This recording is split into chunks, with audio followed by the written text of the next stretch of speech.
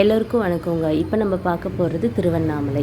திருவண்ணாமலையில் எத்தனை பேர் சித்ரா பௌர்ணமிக்கு கிரிவலம் வரணும்னு மனசில் நினச்சிட்ருக்கீங்க, எத்தனை பேர் போக போகிறீங்க அப்படின்றத நீங்கள் தாங்க டிசைட் பண்ணணும். வருஷத்துக்கு ஒரு முறை சித்ரா பௌர்ணமிக்கு மட்டும் சுற்றுறவங்களும் இருக்காங்க, மாதம் மாதம் போகிறவங்களும் இருக்காங்க, இல்லை இந்தந்த மாதம் போகணும் அப்படின்னு வருஷத்துக்கு 3 தடவை போகணும்னு கணக்கு பண்ணி போகிறவங்களும் இருக்காங்க.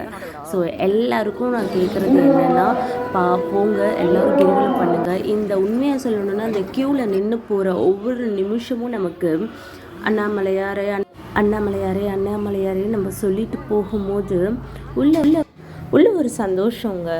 நம்ம இன்னும் கொஞ்சம் நேரத்தில் சாமியை பார்க்க போகிறோம் அந்த க்யூவில் கொஞ்சம் கொஞ்சமாக போவோம். இதில் முக்கியமாக நீங்கள் கவனிக்க வேண்டியது என்னென்னா, யாரும் தள்ள வேண்டாம்.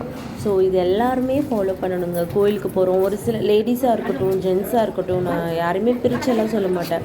லேடிஸ் போய் இன்னொரு லேடிஸ் மேலே விழுறதும் தப்பு தான், அப்படியே தள்ளுறதும் தப்பு தான். ஸோ இதெல்லாம் நீங்கள் அவாய்ட் பண்ணிக்கோங்க. நீங்களும் யாரையும் டச் பண்ணாதீங்க, உங்களையும் யாரும் டச் பண்ண விடாதீங்க. ஏன்னா கூட்ட நெரிசல் பற்றி உங்களுக்கு தெரியும்.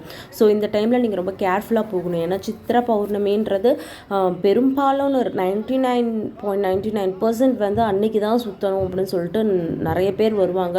ஸோ உங்களோட திங்ஸை நீங்கள் தான் பத்திரமா பார்த்துக்கணும். குழந்தைங்களை கூட்டிகிட்டு போகிறீங்கன்னா அவங்கள நீங்கள் பத்திரமா பார்த்துக்கணும். ஸோ ரொம்ப ஜாக்கிரதையாக இருக்கணும். யாராவது வந்து என்னை கூட்டிகிட்டு போங்க, இந்த அங்கே வரைக்கும் கொண்டு போய் விடுங்க அப்படியே சொன்னால் கூட ப்ளீஸ் டோன்ட் பிலீவ் anyone. போங்க, நல்லா தரிசனம் பண்ணுங்கள், ஹாப்பியாக வந்துட்டு கிரிவலம் வாங்க. ஸோ அந்த கிரிவலத்தில் அந்த வெறும் காலில் முடிஞ்ச அளவுக்கு ட்ரை பண்ணுங்கள். முடியாதவங்களே நான் எதுவும் சொல்லலை. ஸோ முடிஞ்ச அளவுக்கு கிரிவலம் பண்ணும்போது வெறும் கால்களால் நடங்க. சிலர் வந்து சாக்ஸ் போட்டுட்டு நடப்பாங்க, சிலர் ஸ்லிப்பர் போட்டுட்டு போகிறவங்களும் இருக்காங்க. அதை நான் பார்த்துருக்கேன். பட் அது தெரியல, அவங்களோட உடல்நிலை காரணமாக அவங்க பண்ணுறாங்க அப்படின்றதும் இருக்கலாம் இல்லையா, நம்ம எதையும் ஜட்ஜ் பண்ண முடியாது. ஸோ பெரும்பாலான யங்ஸ்டர்ஸ் மோஸ்ட்டாக வந்து வெறும் காலில் போய் தரிசனம் பண்ணுங்கள்.